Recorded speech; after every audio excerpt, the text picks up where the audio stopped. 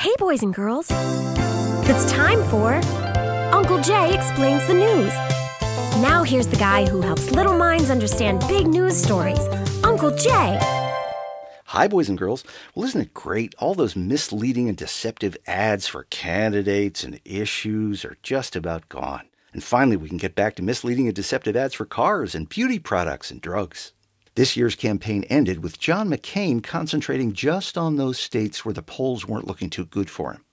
And Barack Obama ended with a half-hour infomercial, one final sales pitch to get you to buy his exciting new product. Well, Uncle Jay's news word for this week is aftermath.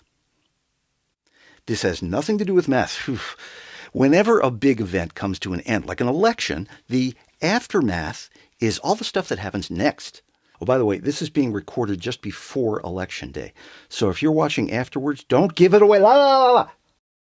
Uncle Jay is not going to predict anything, because if you remember 2 years ago when this all started, the news predicted the nominees were going to be Hillary Clinton and Rudy Giuliani. The news has not exactly been Nostradamus.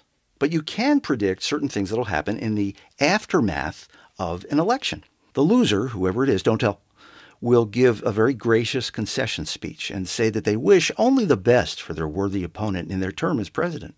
And then the winner will introduce his cabinet. The cabinet's not a piece of furniture, boys and girls. It's a group of people the president hires to give him advice on how to do his job, which he mostly ignores, and they just sit around, and maybe that's why it's named after a piece of furniture. And in the election, what about the news itself? What will all those reporters do? Well, the newspapers will just keep firing everybody and making their pages smaller. But the TV news can't make the days shorter. In fact, last Sunday was an hour longer. So TV news goes back to all those relevant issues and stories that they've learned to depend on. Okay, it's time to answer one of your news questions. This week it comes from Renee in Minneapolis. Hi, Renee.